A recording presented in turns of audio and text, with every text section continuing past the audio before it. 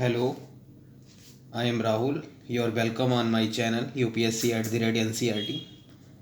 Let's start vision test number 3. Okay, मेरा geography optional है तो मैं जो ये जियोग्राफी के 3 और 4 टेस्ट पेपर हैं उसको मैं अच्छे से डिस्कस करूँगा, ठीक है। और अगर मेरा चैनल से आपको फ़ायदा होता है तो आप मेरा सब्सक्राइब करें और शेयर भी करें और अपना फीडबैक कमेंट में ज़रूर बताएं, ठीक है। तो स्टार्ट करते हैं, पहला क्वेश्चन देखते हैं। पहला क्वेश्चन है वो सॉइल के कैरेक्टरिस्टिक्स दे रखे हैं और पूछे कौन सा सॉइल है, ठीक है। तो पढ़ते हैं इसको, पैसेज को। This soil develops on the crystalline igneous rocks, okay, igneous rocks पूछा। In areas of the low rainfall, एक ऐसा क्षेत्र जहाँ पे क्रिस्टलाइन इग्नियस रॉक है और लो रेनफॉल है। In the southern and the eastern part of the Deccan plateau, ये बात कर रहा है southern and the eastern part of the Deccan, यानी कि आंध्रा के आसपास का बात कर रहा है, ठीक है। और they are the normally fertiles whereas in dry upland areas the soil has the poor fertility due to the coarse grained structure, okay. Course grand structure होने के कारण ये पुअर फर्टिलिटी है इसकी, ठीक है। अब पूछे they are the generally poor in humus phosphorus and the nitrogen, ये humus phosphorus and nitrogen Bharat की लगभग सभी सॉइल में कमी पाई जाती है, ठीक है। तो पहले बात तो ये दक्कन प्लेट्यू में है और ये southern and the eastern part है। अगर ये वेस्टर्न पार्ट होता तो हम ब्लैक सॉइल पे जाते, ठीक है। और ये इग्नियस रॉक दे रखा है, क्रिस्टलाइन इग्नियस रॉक है, जबकि ये कैरेक्टरिस्टिक्स नहीं है उसकी। तो ये बेसिकली जो रेड सॉइल है वो मेटामॉर्फिक रॉक है, ठीक है। और जो ब्लैक सॉइल है वो बेसाल्टिक रॉक होता है उसमें, ठीक है। तो ये red and the yellow soil होगा जो कैरेक्टरिस्टिक्स दे रखा है, ठीक है। मेन कैरेक्टरिस्टिक्स जो हैं इसकी, दक्कन प्लेटू का जो southern and the eastern part है और लो रेनफॉल की बात करेगा, ठीक है। कोर्स ग्रैंड स्ट्रक्चर की बात करेगा तो हम यही पता लगेगा मुझे कि ये रेड एंड येलो सॉइल होगा, ठीक। और हम ब्लैक सॉइल के बारे में देख लेते हैं। ये बेसिकली बेसाल्टिक रॉक से होता है, इसे रेगुर भी कहते हैं। इसकी वाटर होल्डिंग कैपेसिटी अधिक होती है, ठीक है। और यहाँ पे कॉटन की एग्रीकल्चर होता है। बेसिकली ये महाराष्ट्र में जो ब्लैक सॉइल है, महाराष्ट्र, एमपी, गुजरात, आंध्र प्रदेश और तमिलनाडु में रीजन में पाई जाती है। यहाँ पे कपास की खेती होती है, ठीक है। फिर लेटराइट सॉइल को देखते हैं। ये लेटराइट सॉइल ये बेसिकली कोस्टल रीजन में होता है, यहाँ हाई रेनफॉल होता है, ठीक है। ये कैस्यू मतलब काजू के उत्पादन के लिए इम्पोर्टेंट है। और डी ऑप्शन दिया alluvial soil. Alluvial soil basically ये जो सिंध, गंगा एंड ब्रह्मपुत्रा का जो प्लेन एरिया है, नॉर्दर्न प्लेन, यहाँ पे पाए जाते हैं। बेसिकली ये paddy and the wheat, sugar cane के लिए फेमस है, ठीक है। अगर आप बंगाल की तरफ जाओगे तो जूट भी होगा। तो पहला का आंसर होगा सी। वैसे मैं सारे लगभग चारों सवाल का कर दिया है, डिस्क्राइब कर दिया। अब चलते हैं सेकंड क्वेश्चन पे।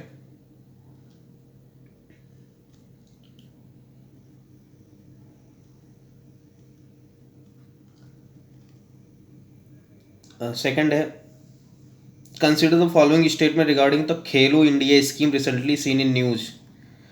तो ये करंट का क्वेश्चन है। तो पहला देखते हैं क्या बोल रहा है। Under this scheme Khelo India state centre of excellence are planned to be set up in every district of the country.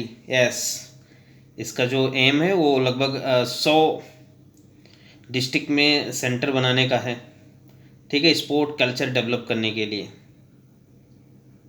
तो इसका बी सी ऑप्शन 1 एंड 2 दोनों होगा। जान लेते हैं इसके बारे में, खेलो इंडिया स्कीम के बारे में। ये जो प्लेयर है उसको चुनेगा और 5 लाख रुपए पर ईयर 8 साल तक देकर उनको डेवलप करेगा। ठीक है, इस समय 29 स्टेट, 29 स्टेट एंड 375 डिस्ट्रिक्ट में शुरू हो चुका है, लगभग 450 सेंटर, और आगे बढ़ेगा। इसमें कुछ इंडिजीनियस खेल भी इंक्लूड किए हैं, जैसे मलखम्बम मध्य प्रदेश में है जो, और कलारीपट्टू ये केरला में है, गटका जो पंजाब में है, थंगटा जो मणिपुर में है, और योगासना एक पद्धति है, और शिम्बलम ये तमिलनाडु, ये सब भी इंक्लूड किए गए हैं। ठीक है, तो नेक्स्ट मूव करते हैं 3 पे।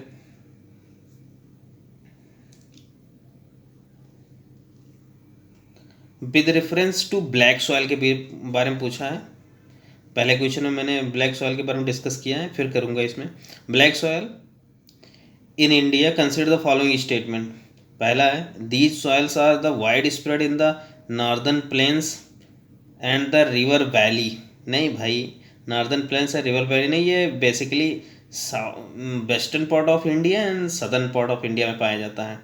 ठीक है, महाराष्ट्र, मध्य प्रदेश, गुजरात, आंध्र प्रदेश, तमिलनाडु में पाए जाते हैं।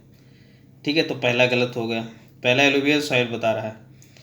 ठीक, तो दूसरा है इसका option, they swell and the became the sticky when the wet and the shrink when dried. ठीक है, ये जब वेट होते हैं ये फूल जाते हैं, और जब सूखते हैं तो ये बिल्कुल स्टिकी हो, मतलब काफ़ी स्टिकी हो जाते हैं, सॉयल हो जाते हैं, फूलते हैं तो। ठीक है, एलुवियल सॉयल के बारे में जान लेते हैं कुछ। ये लगभग 40% क्षेत्र पर फैला हुआ एलुवियल सॉयल, जो कि पंजाब, हरियाणा, उत्तर प्रदेश, दिल्ली, बिहार, वेस्ट बंगाल, असम, यहाँ तक के रीजन में भी है, और कुछ उत्तराखंड के भी, राजस्थान के भी, गंगा नगर और हनुमानगढ़ डिस्ट्रिक्ट में। ठीक है, तो इसका बी ऑप्शन सही होगा। फिर नेक्स्ट मूव करते हैं 4 नंबर क्वेश्चन पे। Consider the following features of the China type of climate reason. Climatology में हम लोग 11 टाइप के क्लाइमेट पढ़ते हैं पूरे वर्ल्ड मैप पे। ठीक है, जिसमें equatorial type, monsoon, savanna, Mediterranean, China type, steppe and Mediterranean, और मेडिटेरियन के ऊपर होता है ब्रिटिश, फिर साइबेरियन, और एक होता है लॉरेंसियन, और फिर उसके ऊपर होता है टैगा, और फिर टुंड्रा। ठीक है, ये 11 टाइप के, उसमें एक चाइना टाइप है, यानी कि जो चाइना का क्षेत्र है, ईस्ट कोस्ट, चाइना का जो ईस्ट कोस्ट है उस पर जो क्लाइमेट है उसे कहते हैं चाइना टाइप क्लाइमेट। बेसिकली ये नटाल टाइप भी बोलते हैं, जो कि east coast of South Africa जो एक कंट्री है वहाँ भी पाया जाता है। और गल्फ टाइप जो मैक्सिको की खाड़ी है, और मैक्सिको में पाया जाता है ये, और यूएस के जो फ्लोरिडा एक स्टेट है ना, उसका पार्ट, तो वहाँ पे भी ये पाया जाता है। ठीक है, तो चाइना टाइप के बारे में इतना मैंने बताया, और उसके देखते हैं option. Air round influence of the on शोर ट्रेड विंड्स। यस, ऑन शोर ट्रेड विंड वो होते हैं जो तट से लैंड की तरफ चलते हैं।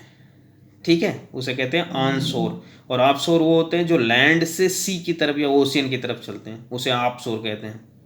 दूसरा है Fairlie uniform annual distribution of rainfall. S, annual fall होता है, ये इसका ट्रेड विंड का इफेक्ट भी रहता है इस पर। ठीक है, इसकी लोकेशन होता है लगभग 30 to 45 डिग्री। ठीक है, ईस्टर्न कोस्ट इसका लोकेशन है। फिर नेक्स्ट मूव करते हैं 5th पे। Which of the following statement is are correct with reference to the inversion of temperature. Temperature inversion क्या होता है? टेम्परेचर इन्वर्जन नॉर्मली तौर पर जब हम अर्थ सरफेस से एटमॉस्फेयर में ऊपर की तरफ चलते हैं तो टेम्परेचर घटता रहता है। अब इसी में अगर उल्टा हो जाए, ऊपर जाओ तो बढ़ने लगे, तो इसे कहते हैं टेम्परेचर इन्वर्जन। तो पहला ऑप्शन है dense fog in the winter morning और the cause due to the temperature inversion. Yes, ठीक है, क्योंकि जो सतह जो सरफेस क्षेत्र होता है अर्थ का नदर्न प्लेन ऑफ इंडिया में, तो वहाँ पे लो टेम्परेचर रहता है, ठीक है, और उसके ऊपर हाई मतलब टेम्परेचर बढ़ जाता है, हाई टेम्परेचर, तो इसे कहते हैं इन्वर्जन, क्योंकि सनलाइट नहीं पहुंचती ड्यू टू फॉग। ठीक है, तो ये टेम्परेचर। दूसरा है it is a feature of the plains and is not absorb on the hilly terrain. By hilly terrain में भी पाया जाता है। ठीक है, तो इसका ऑप्शन ये सही होगा। फिर चलते हैं नेक्स्ट, मूव करते हैं 6 पे। Consider the following statements. India accounts for more than the 20% of the world's land surface area. नहीं भाई, भारत केवल 2.4% रखता है। 7th रैंक है इंडिया का। ठीक है, और भारत का लगभग 3.2 मिलियन स्क्वायर किलोमीटर है इसका क्षेत्रफल, और जो सेकंड रैंक है इसका पॉपुलेशन में। ठीक है, इंडिया से पहले होते हैं US, Canada, sorry Russia, Canada, USA, China, Australia, Brazil. ये सब देश भारत से ज़्यादा क्षेत्रफल वाले हैं। ठीक है, फिर next, it is the 7th largest country in the world on the basis of the area. S, दूसरा सही है। तीसरा देखते हैं, the latitudinal and the longitudinal extent of India is रफली 60 डिग्री। नहीं भाई, 30 डिग्री है। 8 डिग्री 4 मिनट से 37 डिग्री 8 मिनट तक नॉर्दर्न हेमिस्फीयर भारत का लोकेशन है, इंडिया का। और लॉन्गिट्यूडनल इसका है 68 minute 68 degree 7 minute to 97 degree 24 minute east. ठीक है, मतलब कि जो ग्रीनविच है यूके का, उसके ईस्ट में है इंडिया। ठीक है, तो इसका ऑप्शन बी सी सही होगा, ओनली 2। फिर नेक्स्ट मूव करते हैं 7th पे।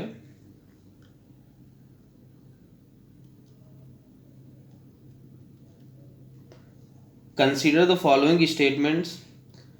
The process of the convective transfer of the energy is mainly confined to the troposphere.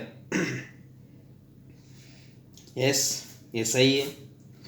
दोनों पढ़ लेते हैं, फिर इसका एक्सप्लेन करते हैं। फिर दूसरा ऑप्शन है, the process of the advection is responsible for the diurnal variations in the daily weather in the middle latitude. Yes, ठीक है।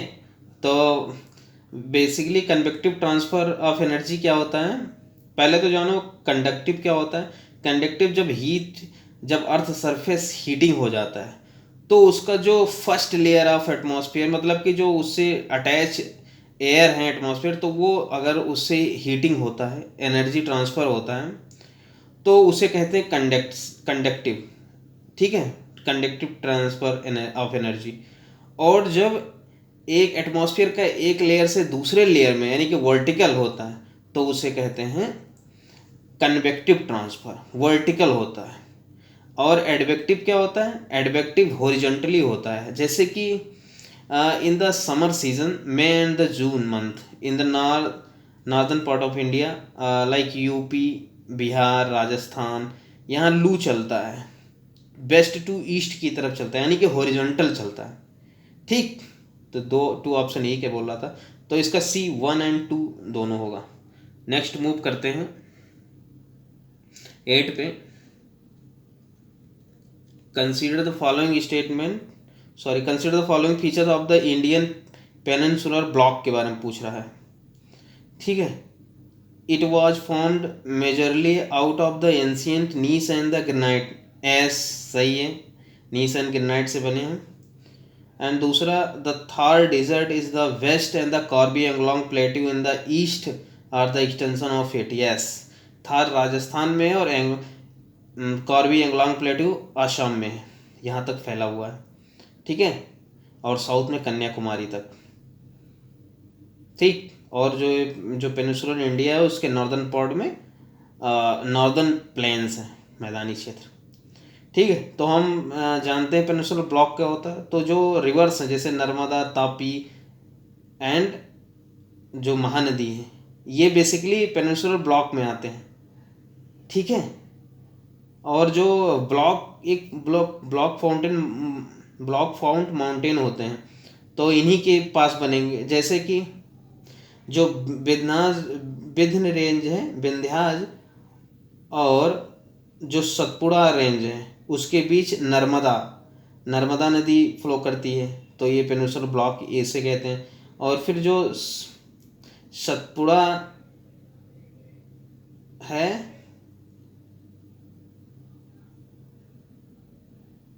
यस यस, हाँ, और जो जो तापी है वो भी एक पेनिनसुलर ब्लॉक बनाती है, ठीक है। इसी प्रकार महानदी भी, ठीक है। और जो फोल्डेड माउंटेन्स, ये तो ब्लॉक माउंटेन हो गया, और जो फोल्ड माउंटेन्स होता है वो Himalaya, Rocky, Andes, Alps, Atlas, ये सब होते हैं फोल्ड माउंटेन्स, ठीक है।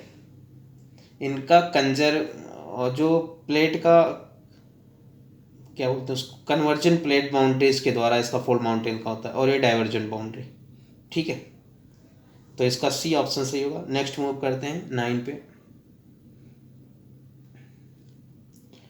The movement of the ocean current is influenced by, तो जो करंट है उस पर कई चीज़ों का इन्फ्लुएंस रहता है, जैसे कि विंड का इन्फ्लुएंस रहेगा, सैलिनिटी का रहता है। सैलिनिटी का इसलिए क्योंकि जब ज़्यादा सेलाइन होता है वाटर तो वो उसका जो है सरफेस घट जाता है, मतलब कि हाइट घट जाता है, तो वो भी डिसाइड करेगा ओशियन करंट को, ठीक है। उस तरफ मूव करेंगे ओशियन करंट। और फिर थर्ड है Coriolis force, yes, Coriolis force भी डिसाइड करेगा। कोरियोलिस फोर्स जब हम इक्वेटर से पोल की तरफ चलते हैं तो बढ़ता है, और जो जो नॉर्दर्न हेमिस्फीयर है, इसकी जो नॉर्दर्न हेमिस्फीयर है इसमें राइट हैंड पे लगता है कोरियोलिस फोर्स, ठीक है। और जो सदर्न हेमिस्फीयर इज लेफ्ट, जैसे कि ट्रेड विंड कोरियोलिस इफेक्ट के कारण ईस्ट टू वेस्ट चलने लगता है, मतलब कि ट्रेड ईस्टर्ली ट्रेड हो जाती है, ठीक है। इसी प्रकार वेस्टर्ली भी हो जाती है, और इसी प्रकार ईस्टर्ली पोलर भी कहते हैं। ये इसी के कारण है, कोरियोलिस फोर्स के कारण, ठीक है। नहीं तो प्रेशर ग्रेडियंट के कारण परपेंडिकुलर होते हैं, ठीक, जैसे कि 30 डिग्री टू इक्वेटर चलता सीधा डायरेक्ट, ठीक है। तो इसका डी ऑप्शन होगा। नेक्स्ट मूव करते हैं 10 नंबर क्वेश्चन पे।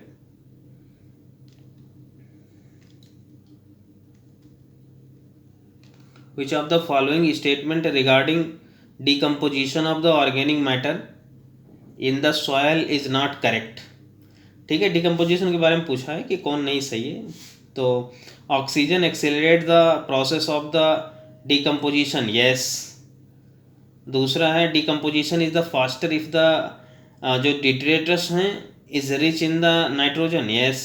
तीसरा है the soil pH affects the process of decomposition, yes. Cool temperatures accelerates the process of decomposition, नहीं भाई, हॉट टेम्परेचर एक्सीलरेट करेगा, तो डी ऑप्शन गलत है। फिर चलते हैं 11 नंबर पे। Consider the following statements regarding the peninsular plateau of India. It is ये continuous stable block devoid of any rift और द डाइवर्जेंट बाउंड्रीज, बिल्कुल ये सब सारे सही हैं, लेकिन ये कंटिन्यूअस स्टेबल नहीं है भाई, इसमें कई गैप भी होते हैं, ठीक है। खासकर जो वेस्टर्न कोस्ट है उस पर कई गैप हैं, ठीक है, in region of the Andhra Pradesh, okay. Then ये रॉन्ग हो गया, तो रॉन्ग ही पूछे तो 1 रॉन्ग। अब दूसरा देखते हैं। It is found with the general gradient of the west to east, yes, इसका जो मतलब कि वेस्ट कोस्ट की तरफ हाइट अधिक है प्लेट्यू का, और ईस्ट के कोस्ट की तरफ कम है, तो वही बोल रहा है west to east gradient form करता है, तो इसका 1 होगा। कौन सही नहीं है, तो यू ओनली 1 सही नहीं है, ये ऑप्शन। 12 पे चलते हैं। स्टेटमेंट दिया है और वो पूछा है इरोजन प्लेन के बारे में पूछा है। तो relatively undistributed by the crustal movement of the earth form the horizontally beveled rock and depressed areas make up यहाँ ध्यान रखना है कि ये डिप्रेस एरिया कहा है, इरोजनल प्लेन वगैरह नहीं बोला है, ठीक है। तो make up the sum of the most extensive natural low land भी यूज़ कर दिया, depress and low land of the earth surface. तो ये होगा स्ट्रक्चरल प्लेन्स। स्ट्रक्चरल प्लेन्स का खासियत होता है कि ये डिप्रेस एरिया होता है और ये नेचुरल लो लैंड होता है। ये प्रेरीज है नॉर्थ अमेरिका में एंड सॉरी यूएस में, हाँ यूएस में एंड कनाडा में जो है प्रेरीज, जो गेहूं के वीट के जो प्लेन है वहाँ पे पाए जाते हैं, और स्टेपी जो है यूक्रेन और रसिया क्षेत्र में पाए जाते हैं, ठीक है। और हम जान लेते हैं कि पेनी प्लेन क्या होता है। पेनी प्लेन इरोजनल सरफेस होता है या रिवर माने कि फ्लूवियल आइस वाटर रेनफॉल इसके द्वारा जो सरफेस है उसका इरोजन होता है और ये फ्लैट बन जाता है, इसे कहते हैं पेनी प्लेन। और एक पेडी प्लेन होता है, वो भी इरोजनल प्लेन होता है, लेकिन ये arid and the semi arid area में होता है और इसमें थोड़ा अवशेष बचा होता है माउंटेन का, और उस बचे हुए माउंटेन को इंसलबर्ग कहते हैं, ठीक है। तो फिर एक है कोस्टल प्लेन, ये बेसिकली डिपोजिट प्लेन होते हैं, ठीक। कोस्टल प्लेन जो है चाहे कि अपने यहाँ वेस्ट कोस्ट या ईस्ट कोस्ट को देख लो, तो ये डिपोजिशनल प्लेन होते हैं। फिर नेक्स्ट मूव करते हैं 13 पे, which are with reference to sheet erosion consider the following statements. Sheet erosion के बारे में पूछा है, तो बेसिकली ये वाटर इरोजन होता है। वाटर इरोजन दो प्रकार के होते हैं, सीट इरोजन एंड द गली इरोजन, ठीक है। तो ये सीट इरोजन के बारे में पूछा है, तो it takes place on the level land after ये हैवी सोवर्स, यस। दूसरा है it removes the finer and the more fertiles top soil, yes, क्योंकि ऊपरी लेयर को ही काटता है। और तीसरा it leads to the formation of the badland topography, नहीं भाई, जो गली इरोजन होता है वो बैडलैंड टोपोग्राफी बनाता है, ठीक। तो इसका ये आप होगा सही 1 and 2 ओनली। फिर नेक्स्ट मूव करते हैं 14 पे, which of the following is the best describe the process of lithification, ठीक है। तो पहला है it is a process of formation of rocks through compaction of sediments, yes. Lithification basically sandstone and shale type होते हैं, तो इसका option ये सही हुआ। नेक्स्ट मूव करते हैं 15 पे, consider the following statements. The onset of an easterly jet streams over the peninsular India, पूछा क्या है, नीचे पढ़ते हैं, weather phenomena are observe during the winter season in India, मतलब कि विंटर सीजन में कौन सा वेदर फेनोमेना होती है। तो the onset of the easterly jet stream over the peninsular India, ये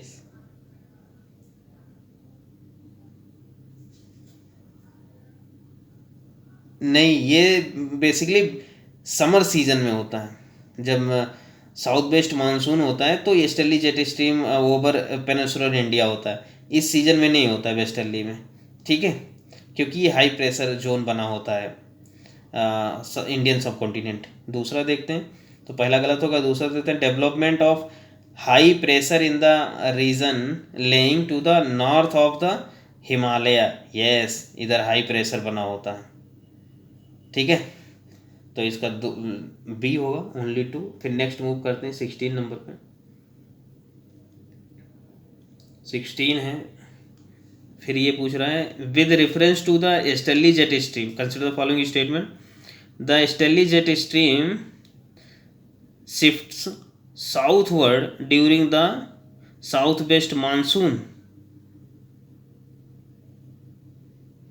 ये बेसिकली 5 to 20 डिग्री पर ही होता है, ठीक है, और ये ईस्ट टू वेस्ट की तरफ मूव करता है, ईस्ट से वेस्ट की तरफ मूव करता है, तो साउथवर्ड शिफ्ट नहीं होता है, ठीक है। तो पहला गलत हो गया। दूसरा, the easterly jet stream is responsible for the bringing the tropical depression into India, yes, ठीक है। तो इसका बी होगा ओनली 2। फिर नेक्स्ट मूव करते हैं 17 पे,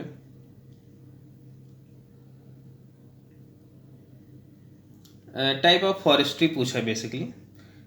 तो एग्रो फॉरेस्ट्री का होता है, क्या होता है, the raising of trees and the agriculture crops on the same land. Yes, एक कोई लैंड है उसके चारों तरफ पेड़ लगा दो, बीच में खेती करो, इसे कहते हैं एग्रो फॉरेस्ट्री। दूसरा farm forestry, rising trees for the commercial and the non commercial purposes on the farm land. आपके पास कोई ज़मीन है उस पर लगा दो, लाइक पॉपुलर पेड़ लगा दो, तो वो भी हो गया, इसे फॉर्म फॉरेस्ट्री कहते हैं।